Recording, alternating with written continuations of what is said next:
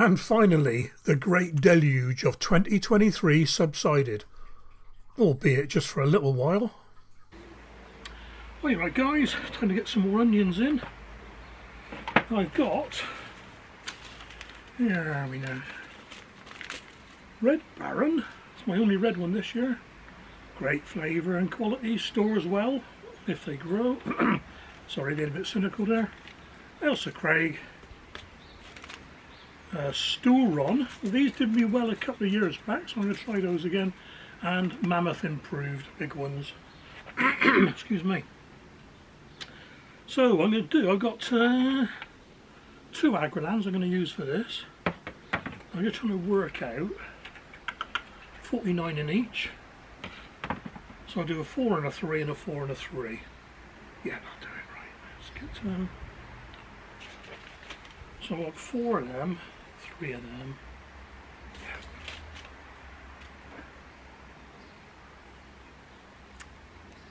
It's a bit nippy. Not too bad though, not too bad.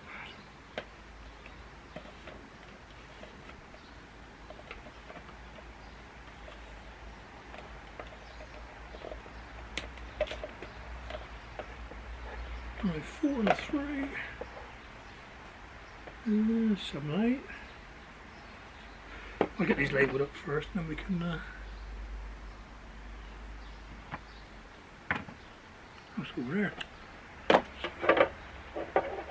see if we look. What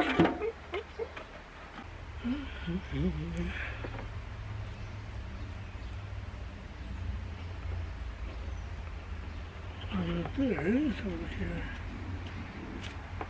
3 and a 4.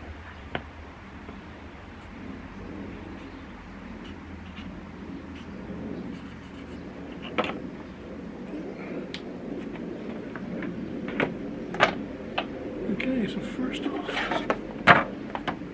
top them up, and this is Leamington F2S.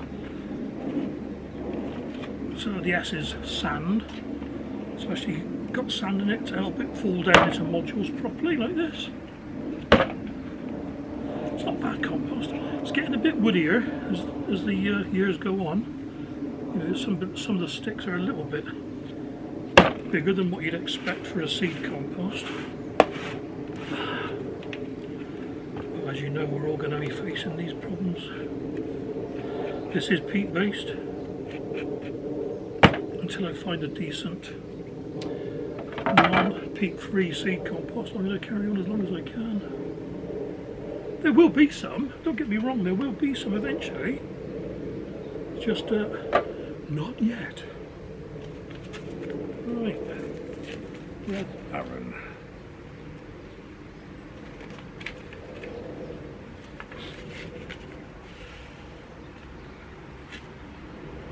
Just going to put 1 in each. If I drop 2 in, 2 stay.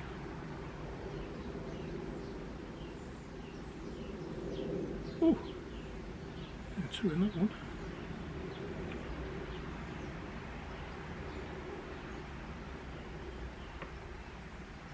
Not very many seeds in this packet.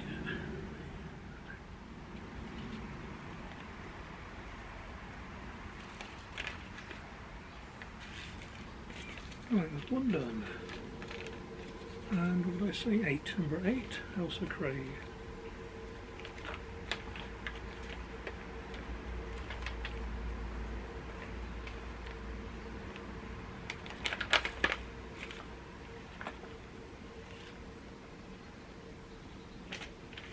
Looks like there's a few in there. Vermiculite for this one.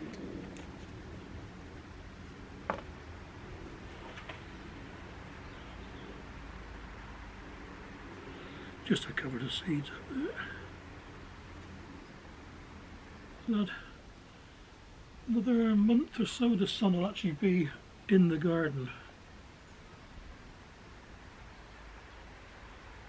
It's just gone midday now, and well, that's it. It's all at the front. I suppose I could move the stuff out the front and work there. Then it would mess the camera. Excuse me. Then it would mess the camera up. Okay.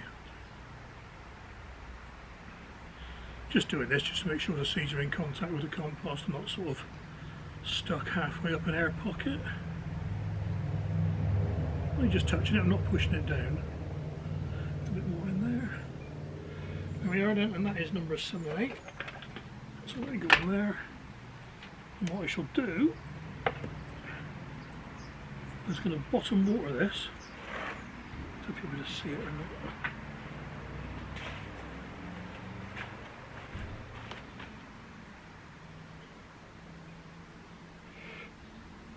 The compost is a bit moist anyway, it's been outside all winter.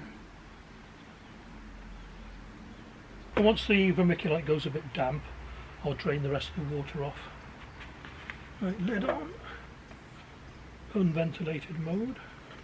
That way round. There we go. And in the greenhouse. Unheated greenhouse.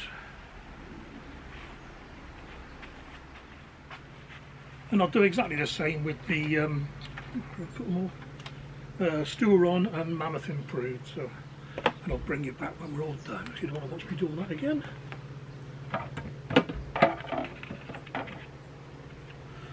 Across to the front so I know where I am. What I do in the Aqualands, I'll just show you this. I put a little cross mark there and there, there and there. So if I do take things apart, I put them the right way down so the labels match up. I've seen other people label the actual cells, but I just do on the tray. Right.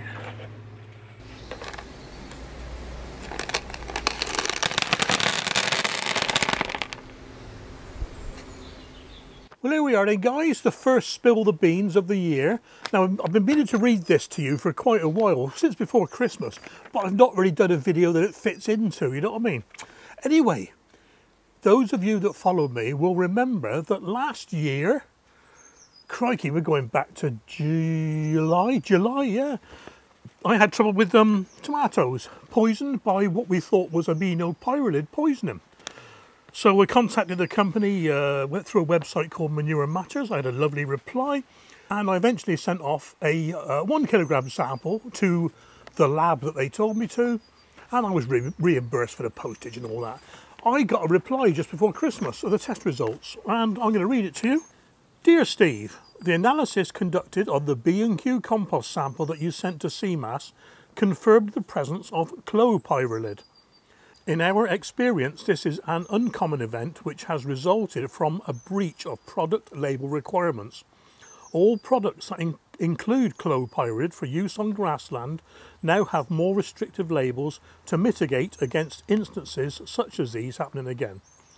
The B&Q compost that you supplied for testing should have been tested by B&Q or their supplier to meet what is known as the PAS 100 standard. With this in mind, no residue should have been present in the compost, the composition of which is coir, green compost and composted bark. We appreciate the impact that this has had on your gardening activities, and thank you for drawing this to our attention. In view of your findings, your next recourse under UK consumer law is for you to seek redress from B&Q. Well, that's not going to happen because I tried that back in August, September, a couple of phone calls. They didn't have a bloody clue what I was talking about, and they said they'd pass it on to head office.